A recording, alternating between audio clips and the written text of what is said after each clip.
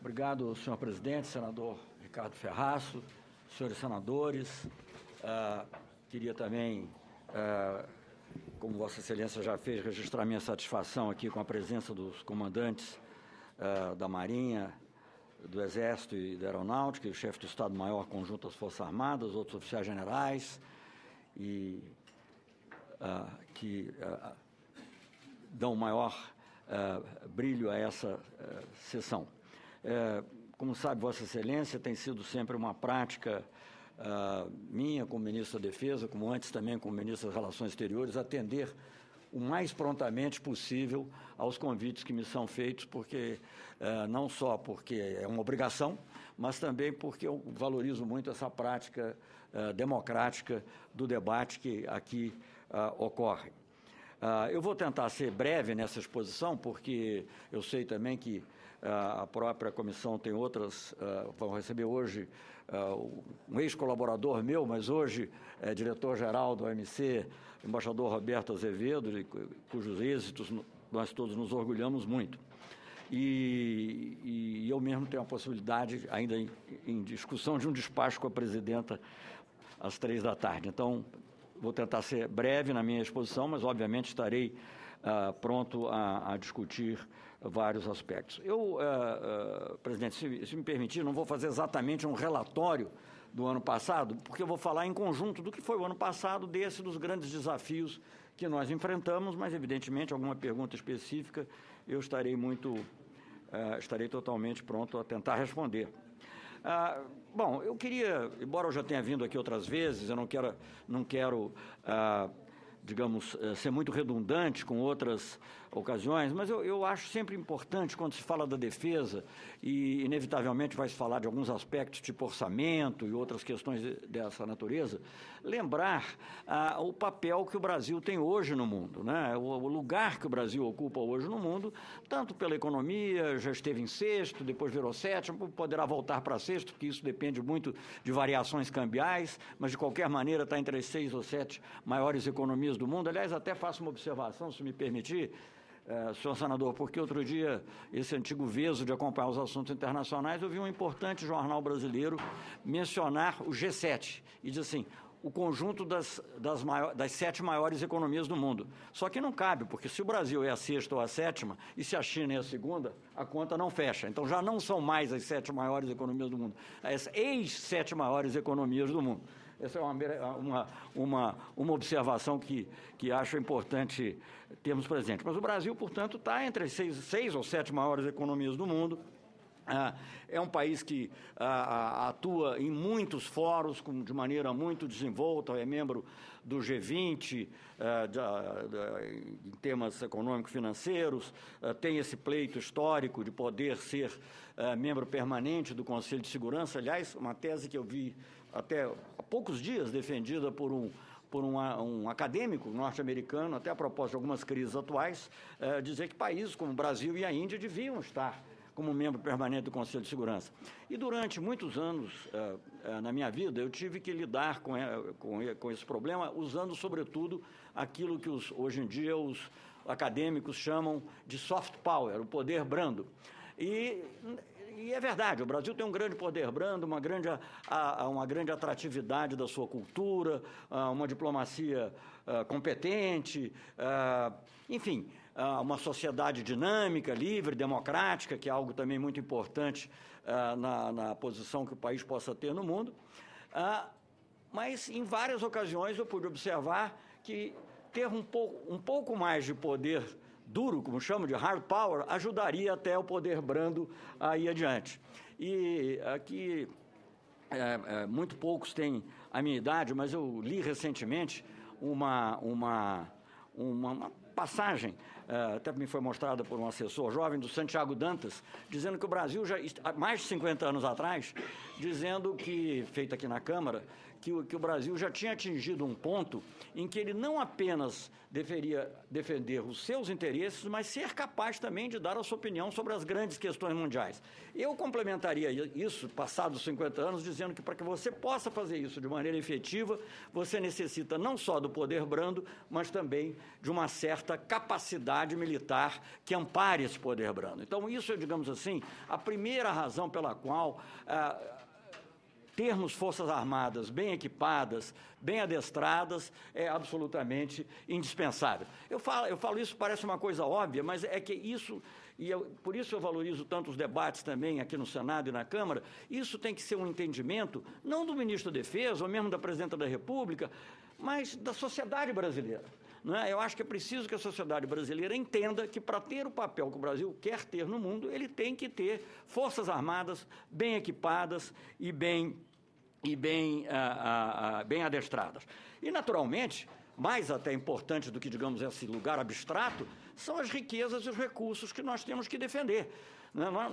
Eu parto de um axioma básico para um país, pelo menos do porte do Brasil, né? Eu me lembro do ministro Silveira, que costumava dizer: o Brasil pode abdicar de tudo, menos da sua grandeza. Um país do porte do Brasil não pode delegar sua defesa a ninguém. Ele tem que cuidar da sua defesa, pode até cooperar, e deve cooperar, como temos cooperado com outros aqui, sobretudo na região, na América do Sul, na África. Eu acabo de vir exatamente de uma viagem à África, onde há um interesse enorme pela cooperação do Brasil. Mas ele pode cooperar, mas ele não pode delegar a sua defesa a ninguém. Então, esse é um princípio básico da Estratégia Nacional de Defesa, quando ela defende o princípio da dissuasão. Então, nós temos que ser capazes, para defender os nossos recursos, a nossa integridade territorial, a nossa população, nós temos que ser capazes de demonstrar a potenciais agressores, que não são definidos, não é? No mundo moderno, aliás, essa é a própria doutrina que se emprega hoje, chama-se a estratégia por capacidade, né, em vez de ficar lidando com hipóteses específicas de emprego da força militar. Nós temos que ser capazes de demonstrar, que quem quiser, se algum país, por alguma razão, quiser de alguma maneira, nos agredir ou impingir sobre os nossos recursos, nós teremos a capacidade de causar um dano que faça com que ele pense duas vezes. Eu acho que isso é o que nós temos que pensar num mundo que é cada vez mais complexo, que você não pode mais dividir entre leste e oeste, que você não pode mais dividir de maneira ideológica, que é um mundo de muitas complexidades. Então, essa capacidade é absolutamente fundamental e ela é indelegável. E isso só é possível com forças armadas, mais uma vez, volto a dizer, bem equipadas e bem adestradas. Eu gostaria de mencionar sobre isso, rapidamente, que isso sempre pode ser visto por dois ângulos, né? Quer dizer, quando a gente lida com o problema de recursos, de orçamentos. Um é, digamos, como a série histórica se tem comportado, e a outra é as necessidades. Então, se eu olhar para a série histórica e for verificar o que tem sido a evolução dos gastos na área de defesa, eu tenho sobretudo se eu pensar em custeio e investimento, e mais ainda se eu pensar só em investimento, eu tenho um panorama muito positivo, porque números, se me permitir, eu tenho depois detalhados, se for necessário, mas apenas para não cansar com muita cifra quebrada, o total de custeio e investimento que o Brasil investiu em 2003 era de 3,7 bilhões, 3,7 bilhões de reais. E hoje é de 18, hoje, 2013, foi 18,5 aproximadamente, 18,3 aproximadamente bilhões de reais. Então, é um crescimento notável, né? Mais do que quintuplicou, ou aproximadamente quintuplicou a nossa despesa, ainda que haja uma correção inflacionária, é um crescimento apreciável.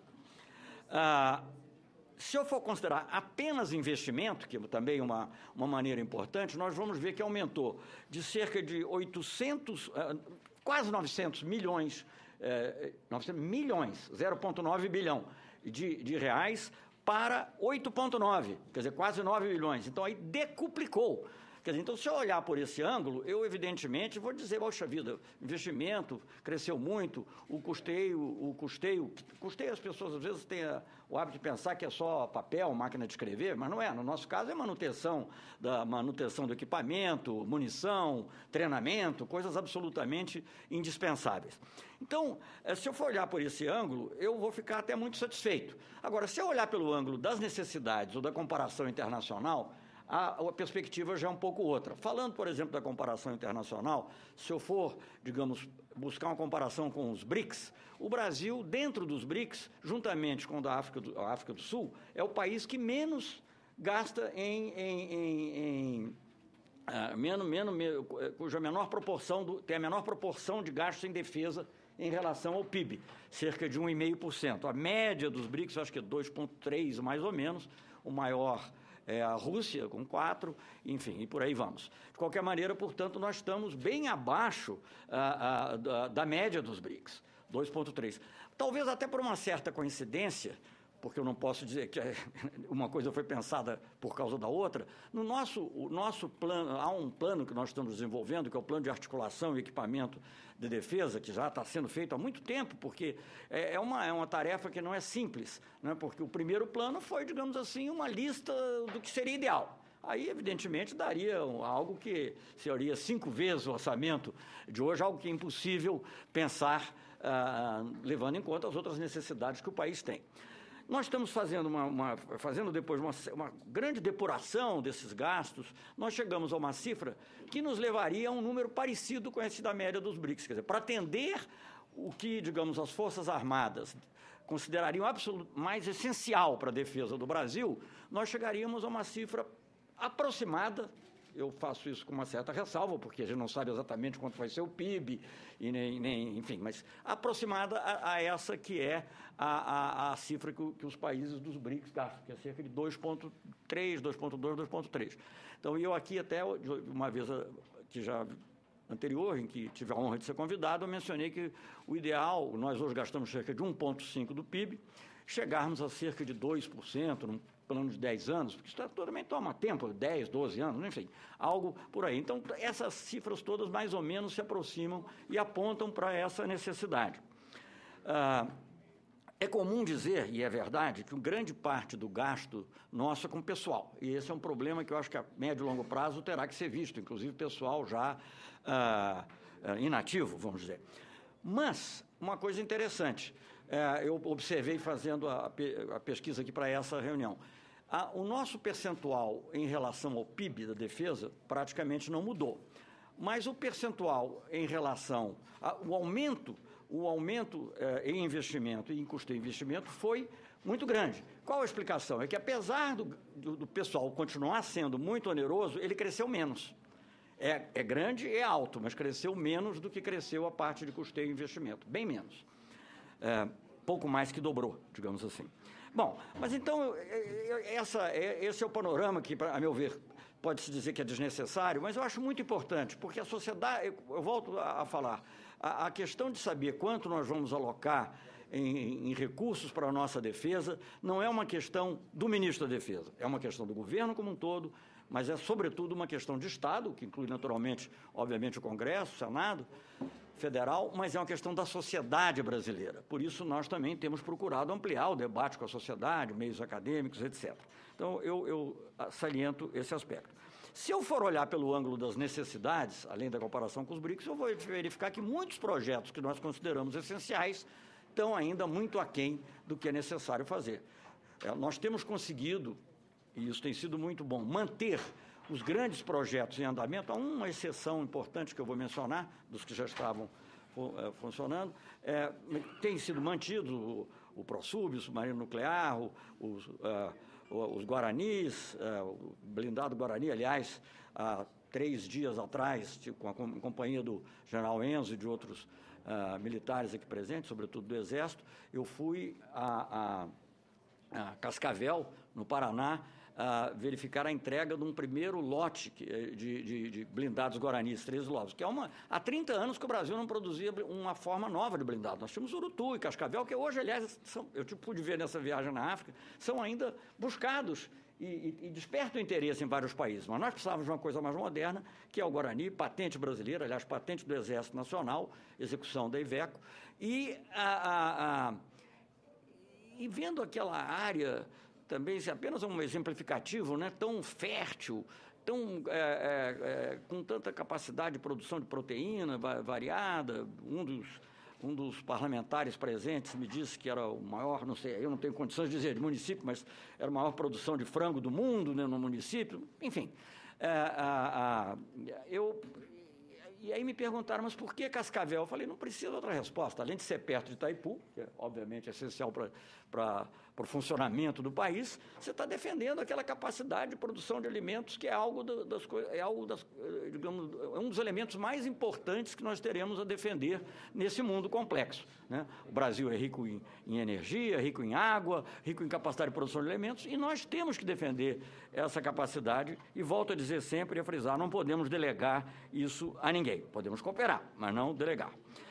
Então, eu mencionei, por exemplo, como projetos que têm avançado, o ProSub, o blindado Guarani, outros mesmo que têm, ainda que aquém do que talvez fosse ideal, mas têm recebido recursos importantes, no caso do Exército, o CISFRON, que é o de monitoramento das fronteiras, e tivemos uma grande decisão muito importante, que é de avançar no projeto FX2, algo que estava parado há cerca de 13 anos e que tive a honra da presença do senador no momento do anúncio. O Brasil tomou a decisão de adquirir, mediante transferência de tecnologia e capacidade de produção no Brasil, inclusive de elementos tecnologicamente mais complexos, da Suécia. E, aliás, presidente, eu estou justamente indo, no início de abril, agora à Suécia, para a primeira reunião de nível ministerial, em que nós poderemos justamente acompanhar como vai a evolução. A FAB, obviamente, já está negociando com a Saab, com a Força Aérea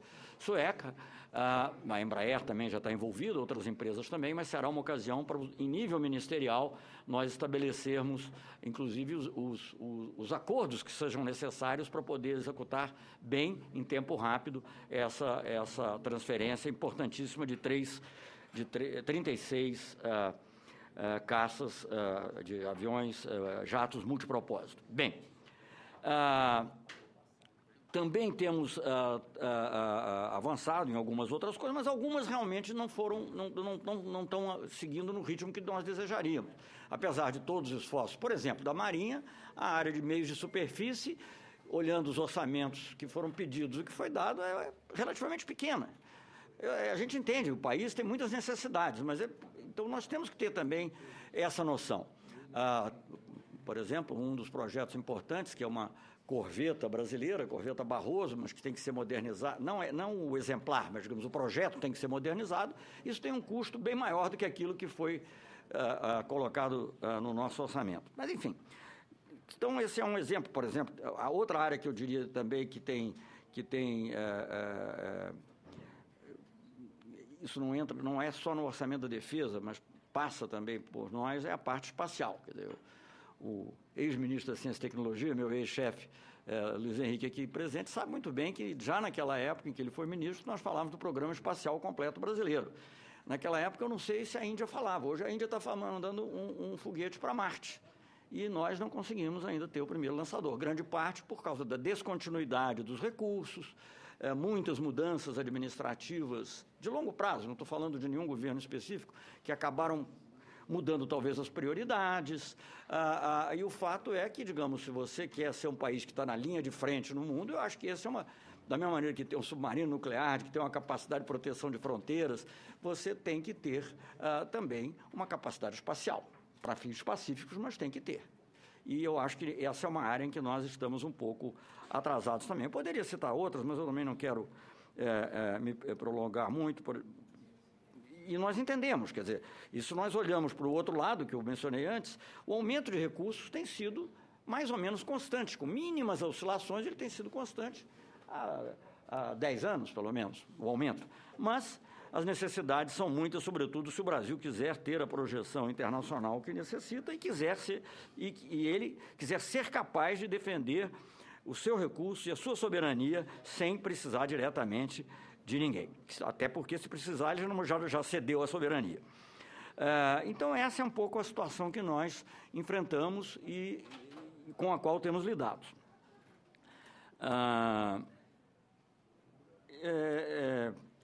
Eu diria que um programa, especialmente, que precisaria de um certo cuidado especial, porque tem um impacto industrial grande, de emprego, de tecnologia, e que não tem recebido os recursos que precisaria, é o programa dos helicópteros. Mas há outros, como o programa do Proteger, do Exército, e eu já mencionei os meios de superfície da Marinha.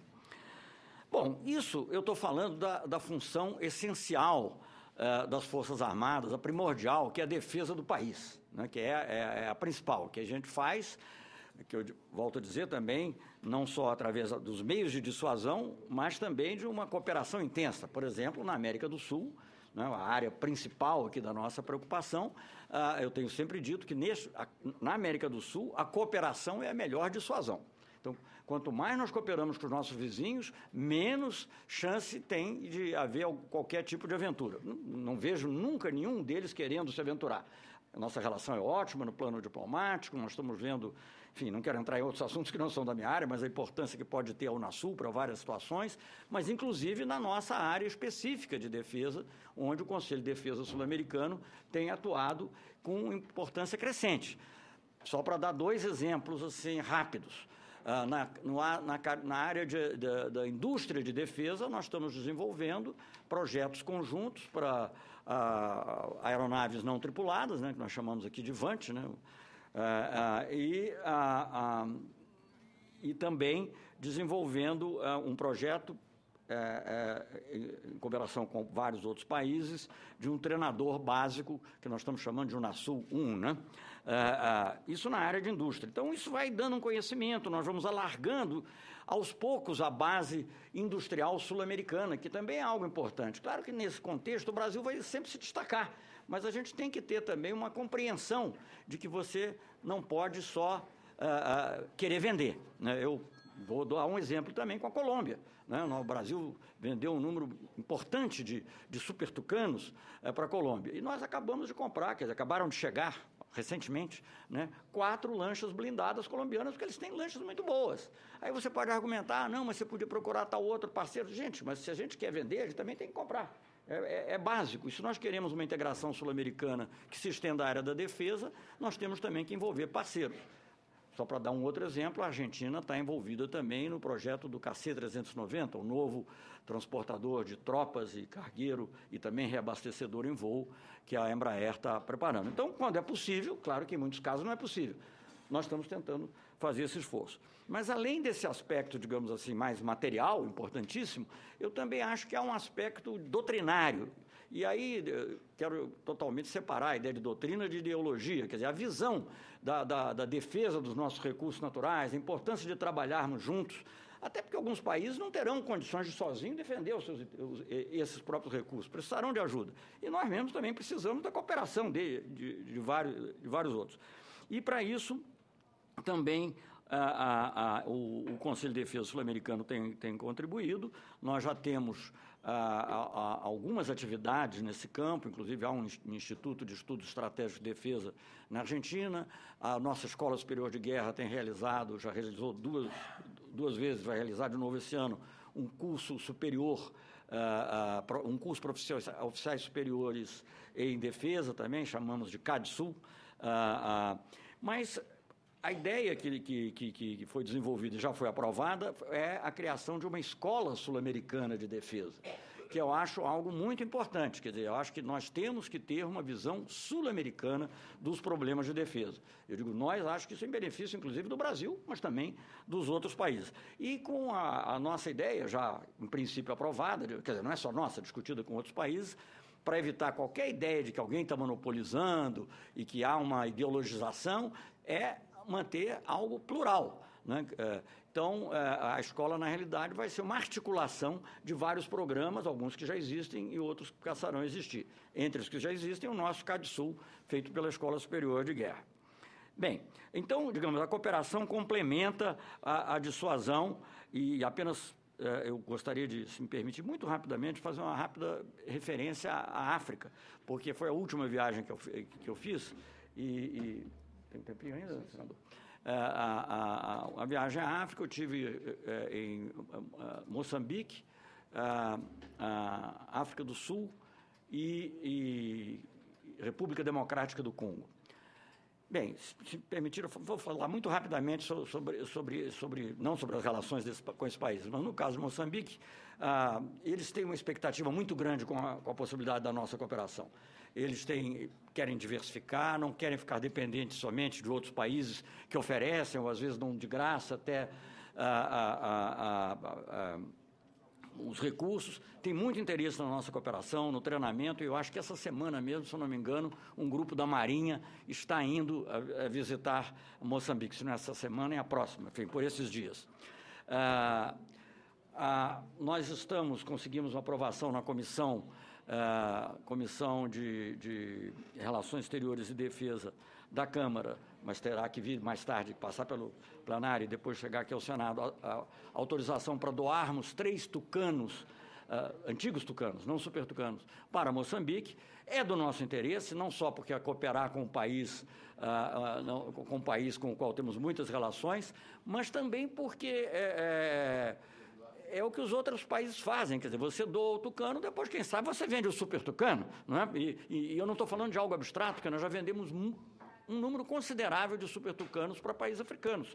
Acho que Angola já tem mais de 6 ou 8, países pequenos, como Burkina Faso, compraram 3, enfim. Então, não estou falando de algo abstrato, estou falando de algo que pode ocorrer. Moçambique foi uma conversa sobre esses temas, grande interesse em cooperação. Para nós também, crescentemente, nós temos interesses comerciais que se multiplicam em vários países. Na África do Sul, para também falar rapidamente, entre outras coisas, há uma excelente cooperação envolvendo a Força Aérea e a Força Aérea Sul-Africana em torno de um míssil ar de última geração, chamado Darter.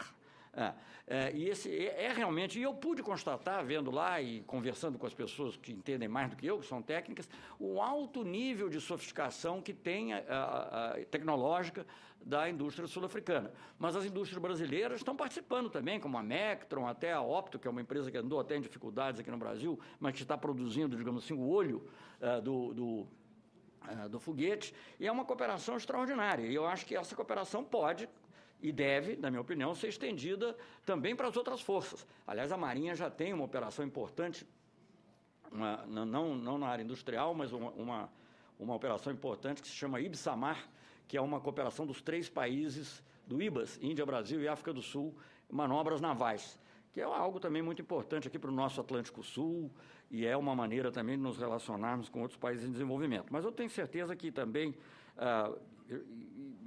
estão em estudos e poderão ser desenvolvidos projetos do Exército, da própria Marinha, sobretudo nessa área que envolve alta tecnologia, inclusive eletrônica, que é muito difícil obter sem restrições. E a vantagem da cooperação nossa com a África do Sul é que, como é um país aproximadamente do nosso nível, não há restrição, até porque algumas coisas estão sendo desenvolvidas juntas, pelas nossas empresas. Então, eu acho algo muito importante. Eu digo porque foram 3 países, foram 3 situações totalmente diferentes. E fui a República Democrática do Congo, com a qual o Brasil tem, na realidade, relações relativamente escassas, eu diria. Temos um embaixador lá, naturalmente, mas, enfim. Mas temos hoje a presença lá de um general brasileiro chefiando a mais importante em número e também a mais robusta de todas as operações de paz da ONU.